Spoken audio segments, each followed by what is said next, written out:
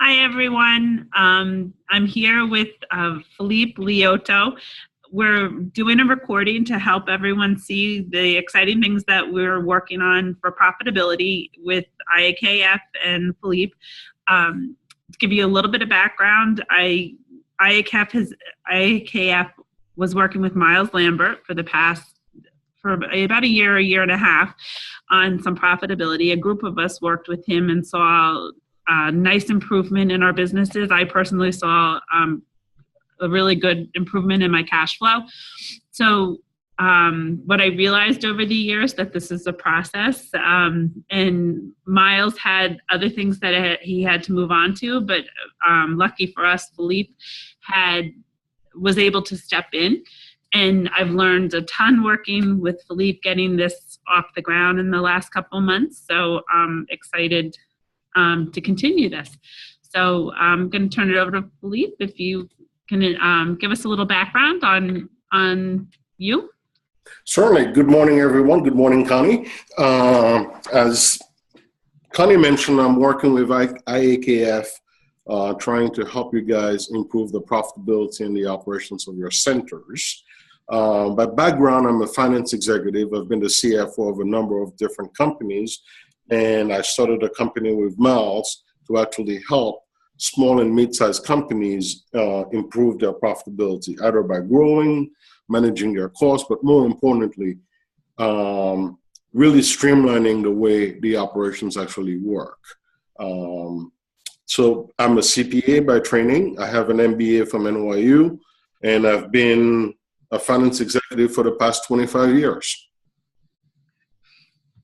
And you're finding Kumon interesting as a business model, I think, yes?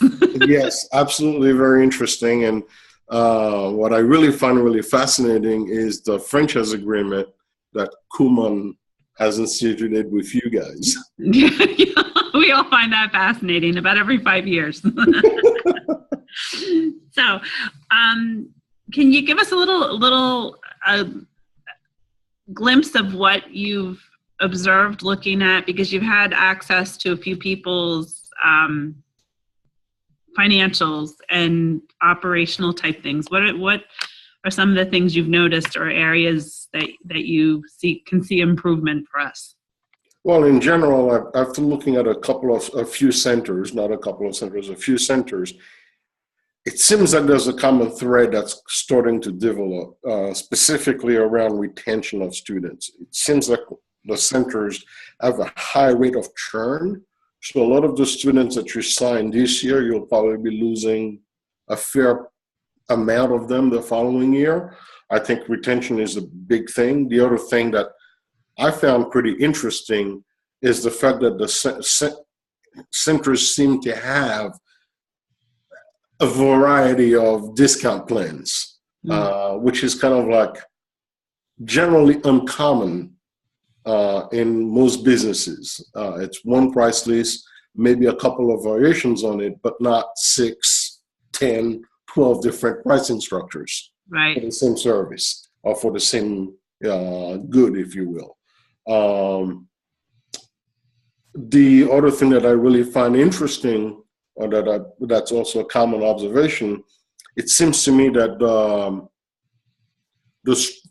the infrastructure that's provided by Kumon in terms of helping you guys manage the business may not necessarily be as effective as it should be, or may not even exist, so to speak. Maybe what they're providing you is the ability to manage the academic life, if you will, of your students, but not necessarily your franchise. Right. I actually, that was my biggest struggle, I think, for the first 5 years, was constantly trying to figure out how to run the center. Classroom management, sort of, not management of kids, just flow of the whole center. And working with you over the last couple of months, it's helped me look at it even more, even differently. Now I don't struggle with trying to run the classroom. I have a pretty good setup at this point, but the tweaks that you and I have talked about to try to help it's been an operational thing that hits my bottom line, which is I had never thought of it that way. Right. Because remember, I mean, at the end of the day, it's the cumulative impact of all the different actions that you take. It's really what's going to be reflected in your bottom line. Right, right.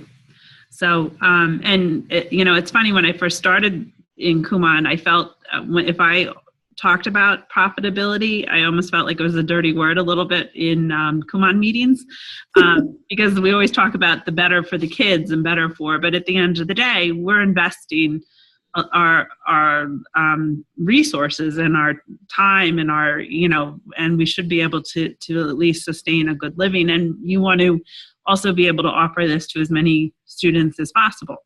Correct.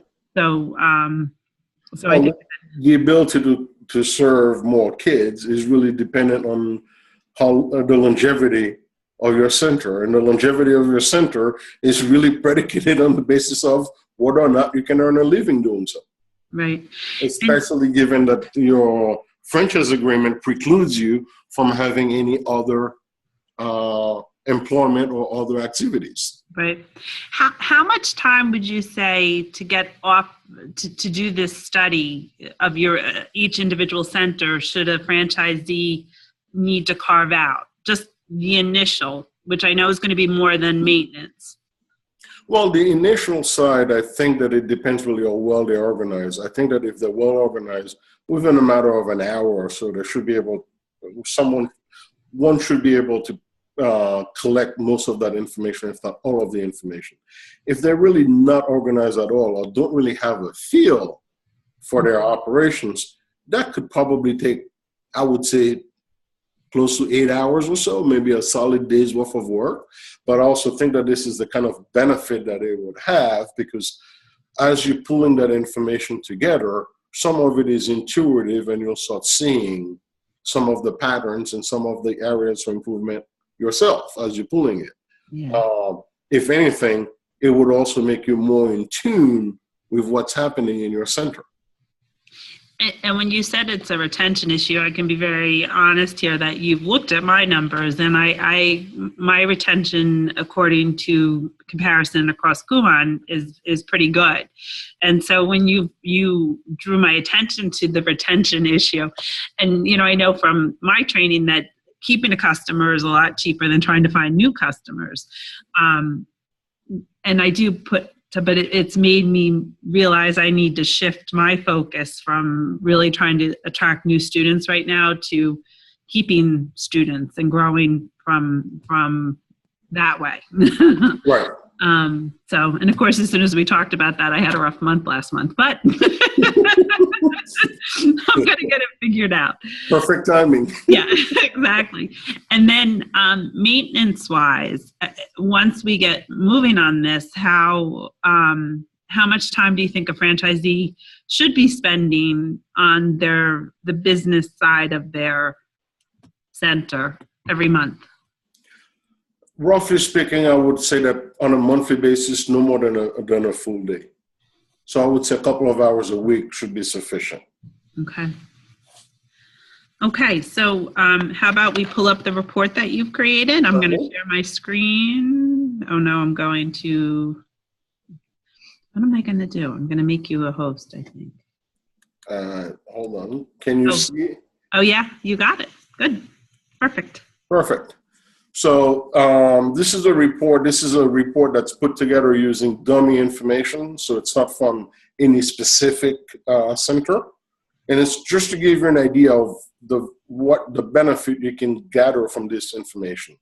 From the information that will probably be taking a fair amount of time to collect. So the first page of the report provides you pretty much different sections of the center's operations that are analyzed.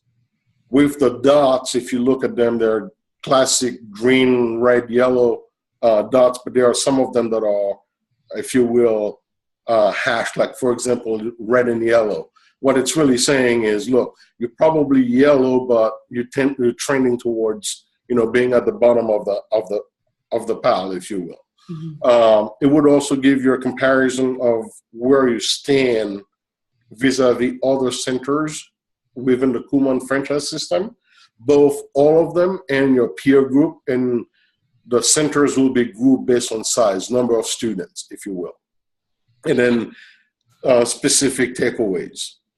And also, we can start to group United States versus Canada too, because we know that the Canadian structure is going to be a little different. Correct. Yeah. Correct.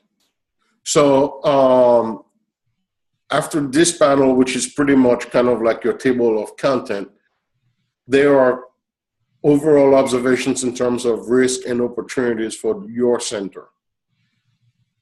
So, and they're very specific, and they'll be exactly center specific based on the information that you provided. I won't go into the detail here, and I'll spend some more time on the information on the other pages. Okay? And generally, you should expect, depending on how efficient and effective your operation, they'll be made at no more than, I would say, 5 to 6 observations, and meaning opportunities and or risk. And this is really be focused. Yeah, and this is a process. You know, I think back a year ago, I had a lot of things to have to, and with Miles, I fixed. There were one or two things I fixed immediately: the discounting and the, and I actually raised my tuition based on what we saw. And I can't tell you what a big difference that made just in my cash flow. And nobody really, nobody flinched. And then it took me probably 6 or 7 months to buy into the next piece, because for me, it was just a little overwhelming. I wasn't scheduled and I needed to go to a schedule. But again, now my center runs better. And I am able to control costs. And so it's a process. And so what I'm looking forward to working on this year is, you know, now that I have that behind me. And so when people come on, I think it's great having, you know, this way they can kind of prioritize what they can tackle and what they think they can't tackle in the moment. Correct. And that's the idea around that. So let's go through the first page. So overall, what we're going to cover, let me just scroll back up. Sorry. We're going to cover your enrollment. The report will cover enrollment as it stands currently. Your new enrollment, meaning your new students. There'll be a fair, extensive analysis on student retention. Then we'll look at your attrition and discounts. We'll look at attendance. We'll look at the physical use, the use of your physical space, which is really captured by the capacity and how you utilize that space. We'll look at your cost structure, primarily rent and that of the instructors. And then we'll have an estimated profit and loss calculated based on the information you provided. So first, let's go over the enrollment. The enrollment, effectively, when we analyze it around 2 different dimensions. First dimension around the proficiency level of your current students, whether or not they're early learners, remedial, emergent, or proficient. And why that matters, generally the expectation is the more proficient your students, the less you would expect them to stay with the center, or at least that should pretty much indicate that not only you're being very successful in instructing those kids, but it's also possible that the parent could see that there's diminishing value staying with Kumon, for example. That could be one metric. What it also impacts what I've noticed after breaking my kids apart this way is, I mean, the early learning's easy. That's a 2-to-1 ratio. So that I know it costs me more. And we've talked about whether we can actually go out and see if there is a retention benefit to early learning, which is a study for another day. But the kids that are, you know, coming in, the remedial kids, I have a lot of remedial kids, require a lot more hand-holding in terms of study skills and a lot more staff contact coming in. And so I'm also looking at to see where my best students are based on this. I'm looking at kids differently, not in a bad way, just understanding I can't have a whole center of early learning kids. I couldn't afford it. Right. And to your point, looking at the information this way also helps you, if you will, figure out what your input costs are going to be, how many instructors you're going to need. Also, it depends on the space, right? Yeah. Because the more instructors that are required, well, the less space you will have to have more kids. So there's a number of other implications around it. So when you look at the proficiency level of your students, it helps you understand potentially your retention if it has an impact, and it also helps you understand your cost structure. It also helps you manage your center. When do you need to have instructors? How many are you going to need, and so on and so forth. So I think that looking at this distribution, for example, it looks like it's a pretty decent distribution, a third, a third, a third, meaning a third of the students are proficient, a third are emergent, and a third require, if you will, quite a bit of staff involvement to move them up, the learning ladder, if you will. So I would say that looking at that distribution, that's a pretty fair distribution. So, but we also look at the enrollment in terms of grade levels. I think the way that's important to look at that, and we look at it based on blocks, kindergarten, elementary, middle school, and high school. Also, it's important to understand that information because, let's face it, high school kids will graduate from the program as well. Yeah. And it's also important to understand retention by those different grade levels. And looking at this distribution, it bids well for this center because a big proportion of their enrollment are kids that are in elementary schools or younger that should probably last with the program excuse me, longer. Can I take a quick break for a bit of water? Sure, please. Sorry. That's okay. I'll be right back. Sorry. Okay, no problem.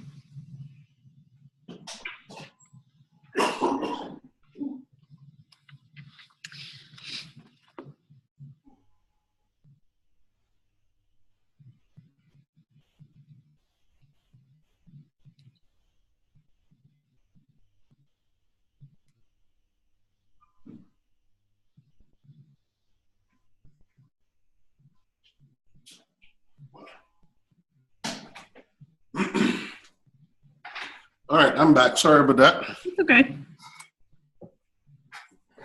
So understanding this by grade levels definitely gives you a perspective of what is likely to happen over a certain period of time for in the future for your center. The other dimension that we look at when we look at the current enrollment is what I call stickiness of it, or in other words, how long have those students been with the center. In this particular case, that's illustrated, close to 80% of the students have been with the center for the last 3 years. The Kumon model is really intended to have the students involved or enrolled into the program for, I would imagine, 5+ years. Yeah. That's kind of really what the target is. And this is below kind of what the Kumon model is basically recommending. And that speaks to retention, which we have an extensive analysis on. But this kind of information on the outset helps you understand pretty quickly what the student levels of competence are, and that helps determine how you should be staffing your center. It also helps you understand what your retention is likely to be without necessarily going through some in-depth analysis. Okay? Yep. The next thing we look at is new enrollment, new students. The first graph basically shows you when the new students come in at what point in time during the year. I find this information useful for determining when you should really invest into your marketing program. So, for example, I would say that spending your marketing dollars trying to attract students at the beginning of the school year, which is in September, is probably not the best or wise use of money. But trying to capture them, for example, between October and December, that tends to be when most of the students come on board. So if you're going to spend your marketing dollars, or you really want to stress your marketing spend around the time of the year where you're more likely to have students come on board. Yeah, with Kumon, I think some of us have struggled to understand the advertising piece and how to attract new families and different families in a mainstream market. And really, you have to just get your name out there and be able to capture them when the need. It's when I told my one friend, it's like when it hurts, because at least in my market, it's when it hurts is they're going to find me. It's not, I can't force somebody, or really, Kumon is too parent intensive and too much of a commitment. And it's not a monetary commitment. It's a time commitment, and that you can't, it's not something that people just dabble in and try. They need to see the need for it. Right, and maybe that's when the need is, from October to December. Right. It's the first month after the start of the school year, and maybe that's the moment. Yeah, I'm feeling it right now. I've had quite a few orientations so this is another of this year is January, February. Right, and look at this graph. It basically shows January is another one of those peak times. So who knows? But it's something to monitor. Yeah. Then we also look at the new enrollment or the new students based again on grade levels. And for this particular center, it seems to me that, based on this illustration, that the elementary market, if you will, is the market that finds the most value with the Kumon program. Excuse me.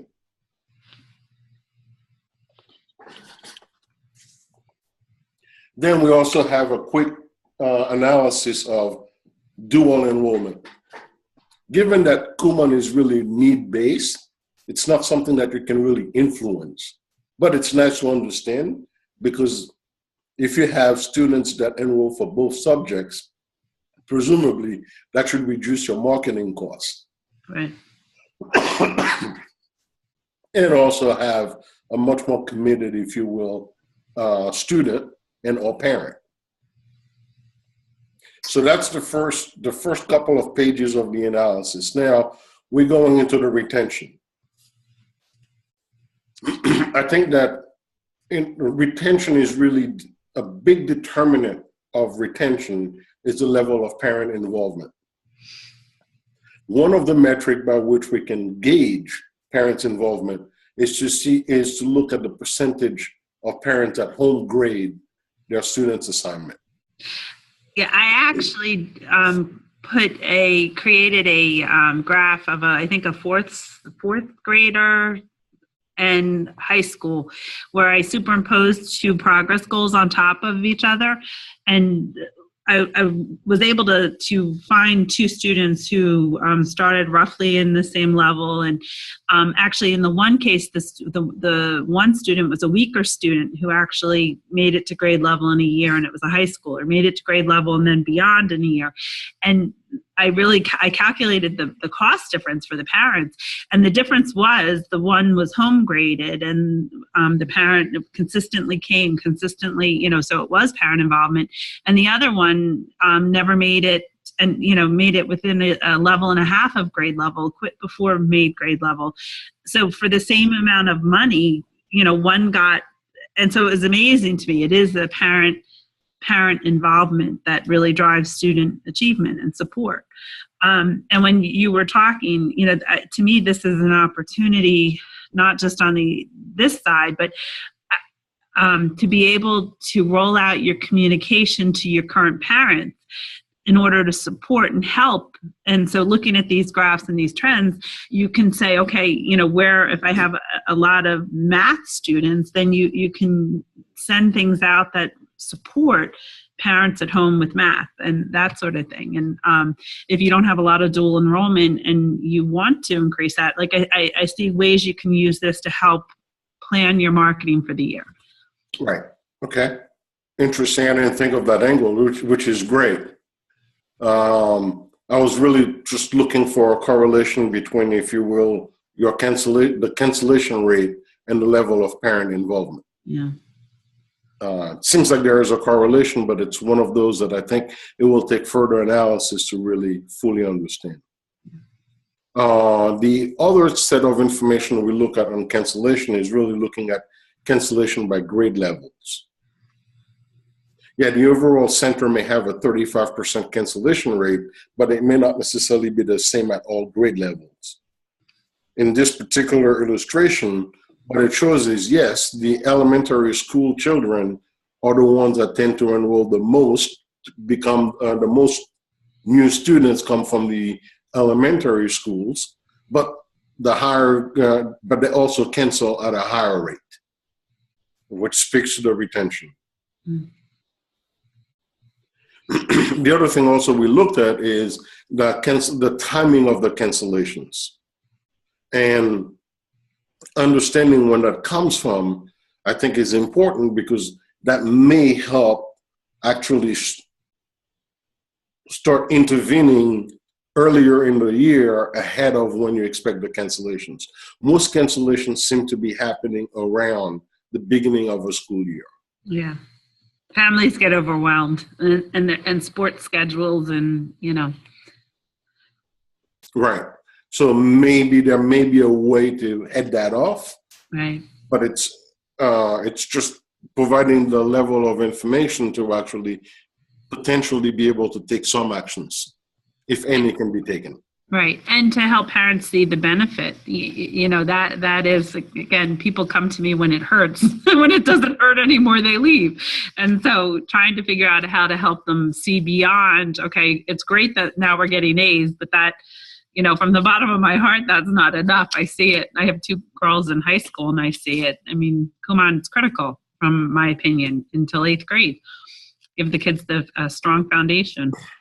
Right. And if you were, we did talk a little bit about that. What would be interesting is to really have an analysis, or at least the ability to provide some information in terms of the students' participation with Kumon and how they perform it in standardized tests vis-a-vis the rest of the population.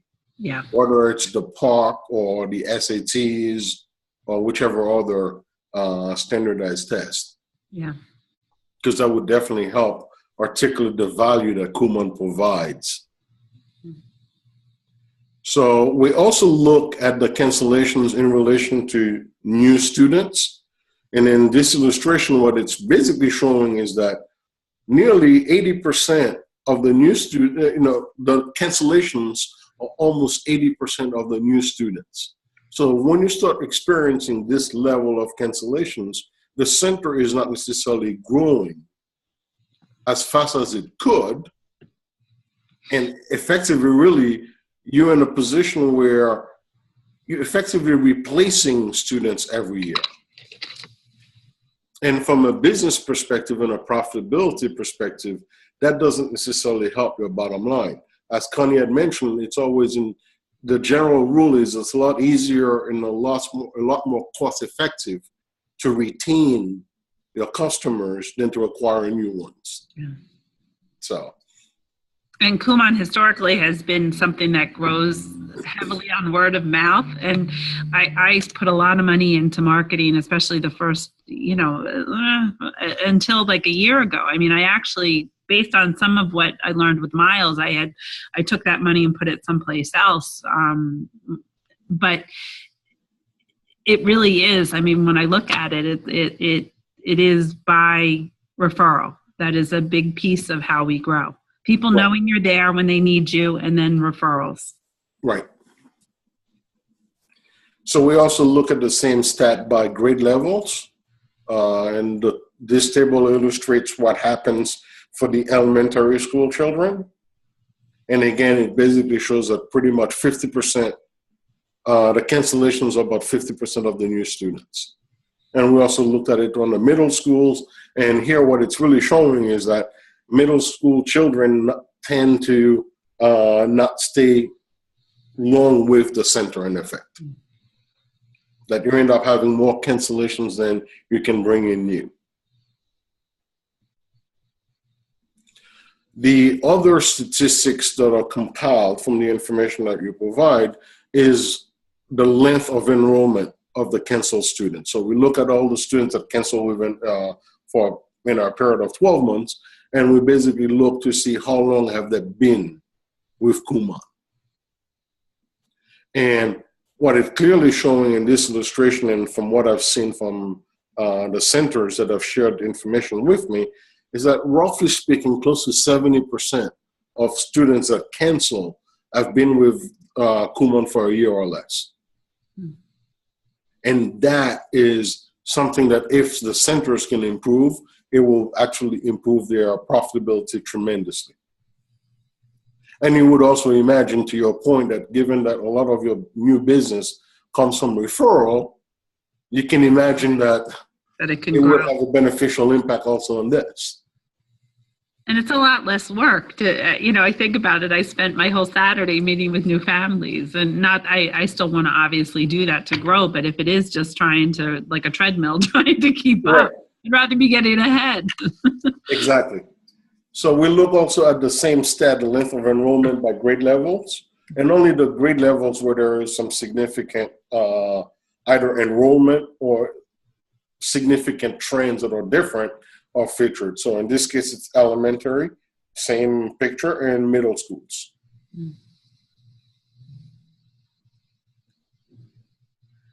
And this is kind of like a quick high-level view of the cancellation rate by the different grade levels.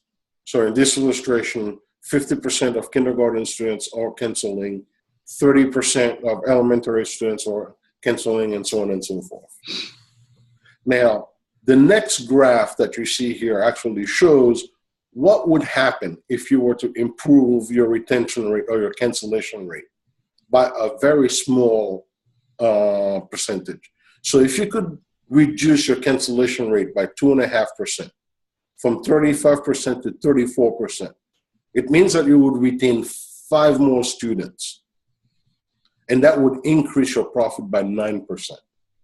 Crazy. If you were to reduce your cancellation rate by 10%, from 35% to 31%, it would basically mean that you would retain 14 students and your profits would increase by 26%. That's the power of retaining more students. Part of, I think, with the last year has been helpful for me is seeing the improvement and crunching my numbers after a full year of data to see the improvement has kind of energized me to want to do more, and when you show me numbers like this, when you say intuitively, okay, if I keep more students, then you have higher profitability. But when you see the actual numbers, it's like, all right, it's only 5 kids, So Right. it's that incentive from my point of view is looking at it this way makes me prioritize it higher. And that's why when we've talked, I've taken money now that I had earmarked for more outward marketing, and I'm really starting to look at more the inward retention marketing as being needing more of my time and my resources. So. Right. So that's the information on retention. The next segment of the report or the analysis covers tuition and discounts. So like I had mentioned on the outset, one of the observations that I found pretty interesting with the Kumon centers is the sheer number of different pricing plans, if you will, that the centers have. I think that when you start looking at it, it's kind of like, I can understand why that happened, because the theory being is that if you reduce the price, you should be making it up in volume. But I'm not so certain that that's happening, especially given the retention issues. But more importantly, when you're reducing the price, you may make it up on volume, but you're also making your task much more difficult. When you look at the red line, what it's really trying to show is what's your fees in relation to your fixed costs, your overhead. And the more that ratio keeps narrowing, the harder it is for you to actually make a profit. And in other words, the benefit of increased volume has to be so much more than to offset, in effect, the reductions that you, or the discounts that you're providing. So explain to me the red line. So I see the bar graph is showing how many people are paying the $150, how many people are paying $135. But what is that the red line across the top? So what the red line is doing is saying, okay, at this tuition rate, let's say at 150 is about, per student is about 7.3 times your rent per square foot, your rental rate per square foot. Okay. And I use that as a proxy for your overhead, given that rent is your largest overhead anyhow. Okay? And if you think about it, from 150 when it's covering 7.3 times your rent per square foot to $100 where it's barely covering 5 times, it's a 30% decrease easily in your ability to cover your overhead. Okay? So what happens is, yeah, you may be able to sign more people at $100, but you may have to sign so many more of them to offset that impact, that decrease from 7.3 to 5. Right. And it's almost like, to your point about the treadmill, it's almost like getting on the treadmill and cranking up the incline. Think of it this way. Yeah. And that's really that's really what's happening. You end up working harder, but not necessarily getting all the benefit. Right. You'll actually be hurting yourself. I'm not suggesting that you shouldn't have a discount, but the discounts have to be sensible. Right. And what happens with my center, I grandfather people in. And I mean, this is still something that I'm struggling with because I fixed it going forward after we dug in last year, and I have a more reasonable tuition structure in place. But I have all these grandfathered people, and that's always to try to keep them. You say, well, we'll grandfather you in at this rate. And some of my colleagues were in the same boat that did the study last year. And I have a couple quotes here from them that what was the biggest benefit that they saw last year was taking away the unnecessary discounts and the pricing structure. So, and at least one person raised tuition across the board by $5. And she said nobody screamed, nobody got, so we're also nervous about raising it. But if people see the value, $5 more isn't the end of the world. So. Right. To your point, there's a price sensitivity in your market, but the reality of it is also, at the end of the day, people tend to value what they paid the most for. Right. That's absolutely true. And and it depends on your market. In my market, I have a very Caucasian market. 145 is not a big deal to them. To them, the cost of Kumon is the fighting with the kids to get it done every day, because the kids are spread so thin with so many sports and so many activities, and just getting that structure in place to be able to do the work every day. They would gladly pay me twice that a month if I could take away the pain of fighting with the kids. Right. So that's what I have to work on. And there's some markets that are very price sensitive that way. So you just have to really know your market. Exactly. So the next graph, what we look at is the impact of increasing, if you will, your tuition. So for this illustration, the current average tuition is about $120. And the question is, what would happen if you were to increase your average tuition, say, to $124 or to $125? In order to do that effectively for this center or this illustration, it would take 8 more kids paying $150.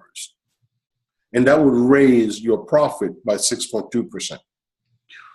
It's amazing how price sensitive it is. And I think that's part of what I saw this year, was because I raised my tuition, and I've had the new enrolls come in at that. And it was amazing how a few new students has impacted that average rate. Exactly. So what this tells me is those are things that a center can work on within a relatively short period of time. And it's the willingness to actually try it. Yeah.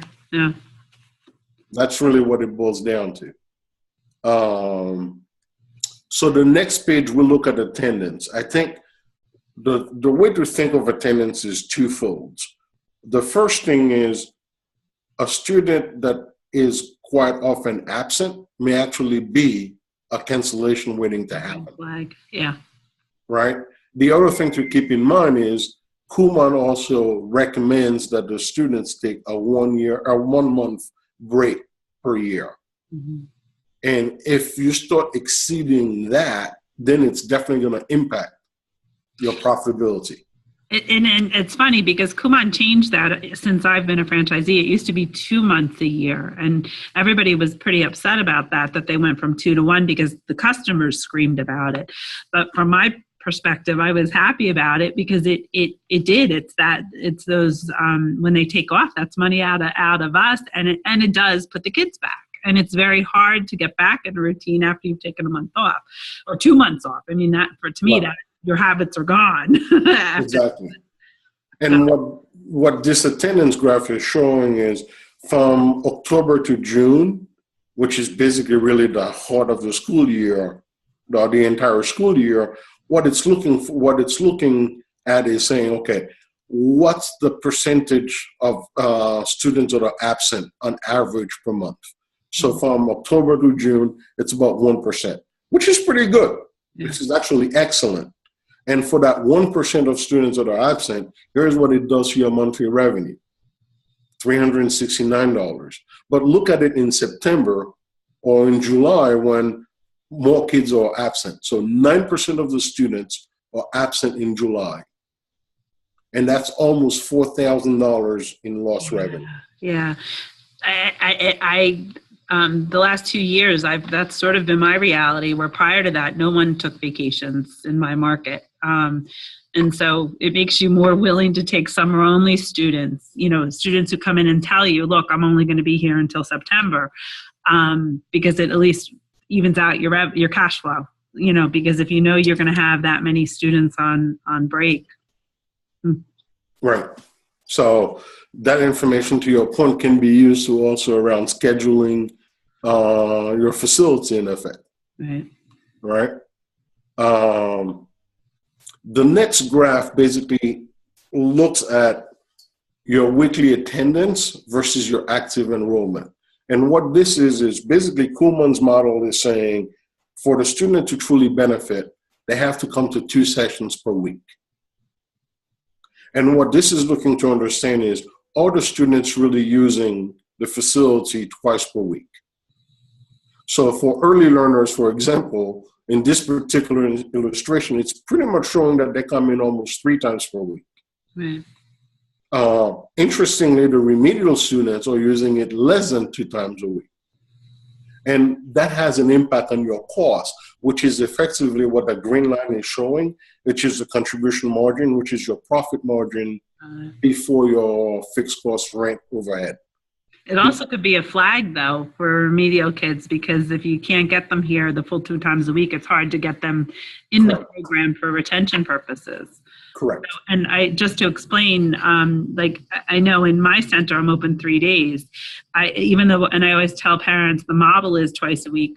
I did allow 3 times a week, especially for high school students that I start, because I want to see them, and I'll continue that trend. But after working with you, I don't really offer that now for early learning, because they're taking spots that I need to save for new students so I can have more early learners. So that exercise with you was very helpful for me in the way that I run the center. I love seeing the kids, and that's where I came from it from an education point of view, but from a profitability point of view, it's bogging down my center. Right. So there are different ways you can use the information. Yeah. So the next thing we look at is the in-center attendance versus active enrollment. Some centers are fortunate that a lot of their students do not necessarily use a center that frequently. So presumably that helps also reduce costs.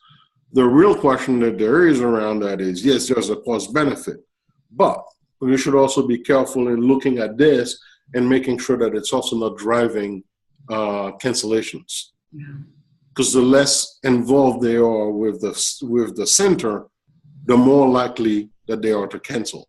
And it's not necessarily a hard, fast rule, because if a kid was involved in the program, enrolled in the program for the past 3 or 4 years, and now they're in high school, but they're still part of the Kumon program, that may not necessarily be somebody who's going to cancel, but that may not necessarily be the same way that you would look at somebody who's in elementary school, for example. Mm-hmm. So there are different ways to look at that information. Now we get into the other costs, because the first part of it was to understand, in effect, how the students actually use a center. Now we're going to really look at your overhead and also your staffing costs. So the capacity is really trying to understand your overhead, and specifically your rent. Do you have the right size, physical size, for your current enrollment and for your growth plan? Are you making the maximum use of it? So we came up with the concept of your theoretical capacity, and your theoretical capacity is really based on what Kumon says should happen. Twice a week, 30-minute sessions per week. And what that's based on, your theoretical capacity, is the size, the sitting capacity of your center.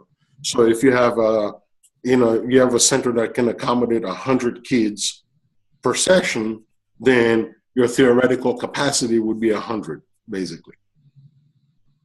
Then your actual capacity, effectively, it's looking at it in terms of the maximum number of sessions. What it's really looking at is saying, okay, we understand the Kumon, the theoretical capacity, but we know that the students can come in, and for some of them, they're going to spend 45-minute sessions and not 30-minute sessions, for example. Mm-hmm. So the actual capacity is actually looking at the actual length of the sessions for the students that are attending the center. Yeah, and to that, I always have been aware that I keep kids too long, and that it annoys parents, which is the retention issue, which is funny. It's counterintuitive, because you think, okay, I'm paying the money. The more they're there, the more I'm getting for my money. But parents, it's an annoyance. So parents like it to be, most parents in my center at least. And now, after working with you, now I look at it even differently. So not only am I aggravating parents, but I'm hitting my capacity and my profitability by keeping kids too long. Correct. And then we compare that against your enrollment during the school year, the summer months, and we also give you as a reference your break-even points. And we have 2 different break-even points. Just quickly, the break-even point is the number of students you need to enroll in order to basically cover your costs, all your costs, your instructor costs and your overhead and your franchise fees. So your operating break-even is basically saying, hey, you know what? In order to run the center, I need to basically spend on instructors, rent, and so on and so forth. The break-even with debt service, if you actually took some debt to start the center and or you took debt to keep the center afloat, then that's also factored in as a separate break-even calculation. Mm. And that's what that's basically showing. I think based on conversations you and I've had, I right now the average in Kumon is 189 students, and we really need to be bigger than that to be profitable centers. Am I right when you're looking at the data? Yes, I would say that probably solid 300, between 300 and 500 should really be the target to really have a truly healthy center. Healthy business, healthy center. Yeah. Right. The other thing that we look at is the use of your capacity by, if you will, session time slots. And the reason being is, when you think about it, if you're not using your entire capacity, you actually hurting your profitability, right? That's one. Two, understanding in effect the number of students you have for each session might also help you actually staff appropriately. That's the other thing, is you don't want to overstaff as much as possible. So what this is showing, for example, for the Monday hours, the first half-hour session, there's only 16 students versus the ability of the center to start with seat 70 students per session. And obviously there are peak times that also help you understand your peak time. And as much as possible, you would want to operate as close as possible to your maximum capacity.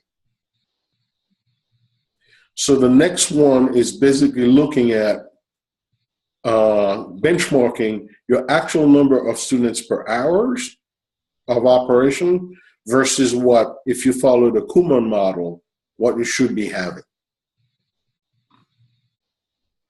And again, it's in relation to how you're operating in effect versus the Kumon model. So if you're keeping kids too long, if you're... Correct. That's going to show here. It's going to show here. The next part of the cost analysis is looking really at your rent. And what we look for is the first one being the square foot per class seat. And effectively, it's kind of like a way of trying to measure how efficient is the design of your center. So if you had a center, for example, where every class seat is 100 square feet, I mean, that would probably be some enormous space and not an appropriate use of the facility. The other thing to look at, that we look at, is, and it's kind of like, I call it the restaurant measure. It's how many times does your enrollment cover, if you will, your seating capacity. That's another quick way of measuring your utilization of your space. Well, rent per square foot speaks for itself. And the way we look at the rent per square foot being that rent is your largest overhead, item of overhead, we look to see what's your average, how many times does your average tuition cover the rent per square foot? Oh. And in this particular illustration, it's 6 times. So if you think about it, it's kind of like, back in the old days, there used to be like, the rule of, 1 week for rent, 1 week for savings, and so on and so forth, right? That kind of like the whole home economics, rule of thumb. Well, right. Think of it this way. If you think of this, you could say, look, all right, so now that I have 6 times my tuition covers 6 times my rent, so 1 is for the rent, and I have 5 parts of it for everything else. For everything else. So then we also look at your instructor cost, and we look at it by the different days of operations. And we also look at it by comparing it to what Kumon recommends. And what Kumon recommends is really driven based on the instructor to student ratio and the actual length of the sessions versus the actual operating stats. Basically, from the information that the centers provide, there are typically ratios of students to instructors, and there's also average length of sessions. Mm-hmm. So I use that information to come up with what I call the payroll based on actual operating stats. And then there's the actual payroll, actually what you actually spent. By the way, all those figures do include the costs of grading homework. Right. I would love to figure out, I think homework grading not only drives our retention on some level because you have parent engagement, but I think it's a huge cost. And I'm looking over to see how much homework we have from last night. But, and I think it's also a turnoff for the kids when they come back and they have a big stack of corrections to do. So that's an area that I really would like to understand a little bit more. Right. And then the other thing that we do is we compare that to your month, we come up with, that's what the blue line shows, is what it actually costs per student in terms of instructor costs. Wow. So there's a big difference. I mean, if you could just basically improve some of that, there's probably quite a bit of fall through to the bottom line. Then we look also at your costs by sessions. So what this graph is showing is on the 3 p.m. time slot, there are 10 students and it costs $2.75 of instructor cost per student. And then at 3:30, when the enrollment, 37 students are present, it drops to 74 cents. Roughly at peak time, you're averaging around, call it $2 at $1.80, I would say, per student in instructor cost, versus at 3 o'clock where it's $2.75. So with that information, based on this illustration, I would say slide the opening hours to 3:30 rather than 3 o'clock, for example, because there's still plenty of capacity at 3:30 to absorb those 10 kids. And the same thing is analyzed for each operating day. Then we come to pretty much from all of this information, we prepare an estimated P&L. And what's important here is the actual is pretty much what that the center has average versus if some of those efficiencies are factored that we talked about earlier. So for example, in this illustration, what it shows is if you could increase the average tuition from $123 to $126, then here's what your revenues would look like. If you can retain 5 more students, here's what it would look like. And if you were to change the opening hours so that you're not incurring as much instructor cost per student for the 3 o'clock hour, here's what it would look like. And it calculates. Little tweaks can make a big difference in the bottom line. Exactly. Yeah. Just those small tweaks, you could go from pretty much making $900 a month on average to making $3,000 a month. And then there's a recap afterwards that basically highlights all those different points that that was covered with the data. Very cool. And in order to get to this, and I know that in the next segment, we'll talk about the data gathering. What's important to really keep in mind, I can do this analysis with pretty much not a lot of financial information. So if a center only has 2 or 3 months or 4 months of, income statement, that's fine. I don't need more than that. Actually, the financial information to me is not as valuable as the operating statistics. Right. The reason why I ask for the income statement is so that I can validate the math that I do to come up with the estimated profit and loss. And that was a challenge last year with our work study group that we did with Miles, was people keeping up to date financial information. Everybody seems to run a couple months behind. So I think you've worked hard in what we're doing here to try to remove that barrier from, but it still does require you sitting down and doing some some data collection in order for you to be able, and you and I've done a couple different, we've collected it a couple different ways. So I've torn apart my data every which way. Right. And I think you've streamlined it quite a bit at this point. And I think it's worth saying there's some things some people aren't going to track. So if they don't track or don't have a means to tracking that, then that's just a piece that's going to be missing out of their report.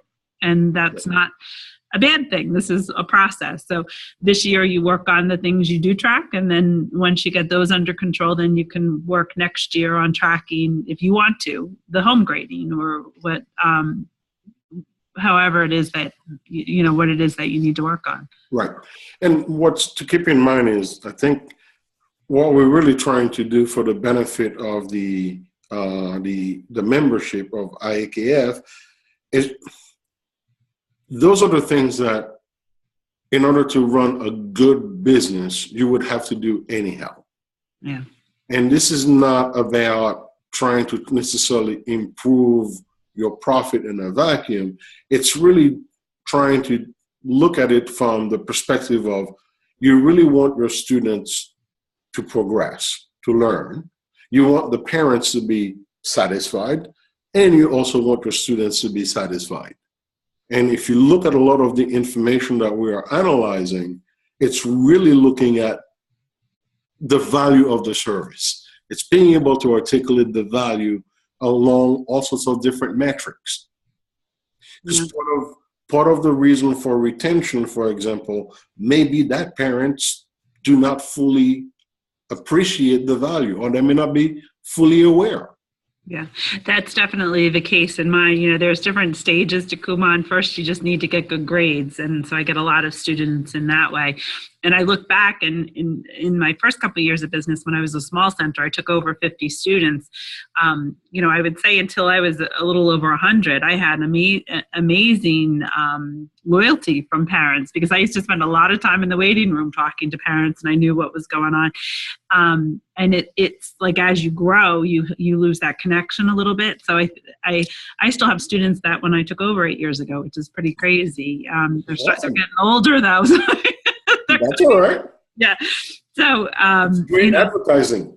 Yeah. So, but now trying to figure out how to recreate that, so that in a way that, and have that kind of communication, so that I can help parents kind of in a model that's bigger. Right. Able to, is what I'm working on this year. And the association's doing some things in terms of marketing. As you were talking, we're doing a social media marketing plan webinar. Actually, It's training. It's not a webinar. So that franchisees are actually going to sit down and dig in. Having this information helps my marketing plan look different than if I was just thinking about it. Right. So you had asked me a question, I think like a few months back, is, how much time you should be spending on marketing, management versus instruction time and all that. And I think it speaks to, as your center grows, then to your point, you're going to have divided priorities.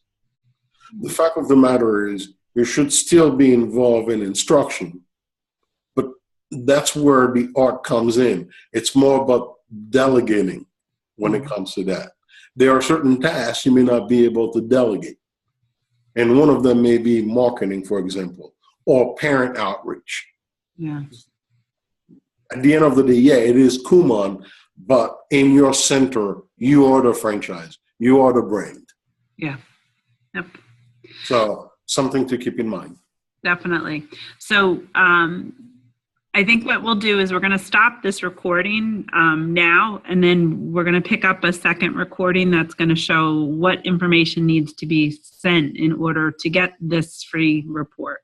Right? This is the free version, yes? Or is this the detail? No, this is the more extended version. The free version is a skinnier version of this, where the 4 or 5 or 6 points that matter are the ones that are extracted. Okay, perfect. So just to explain that, so where Philippe is offering a free analysis for IAKF members only. You have to be a member, because this has been a big undertaking for association resources as well as you. And then once you get the free report, then you're going to have the option to join and be able to get the detailed, where we're going to do a monthly basically work study group, where we can work on things to improve all of our profitability. It's interesting that last year we had 5 people in the work study group, and all 5 wanted to move forward this year. So I think that speaks to, and not everybody had their books anywhere near up to date. So I was surprised that on one level that people wanted to continue doing it, because they struggled so hard to keep the profitability information up. You're approaching it differently than Miles. Miles was really looking at P&L mostly, where you're looking at more operation with P&L. So I think that this is going to be easier for people to maintain, I think. I hope so. Yeah, that's the goal. I mean, we've worked hard. We learned a lot last year. Now this year going forward, it should be even easier for everybody and more beneficial. I mean, we're really learning. I never thought of some of the cost drivers that you and Miles have picked up on. Never thought of them. So, I'm thinking, I have to just stop spending so much money, which is what my husband would say. But I mean, there's just so many other nuances to it where you can make an impact on your bottom line. Absolutely. So, yep. Okay. Absolutely. So let me stop this recording.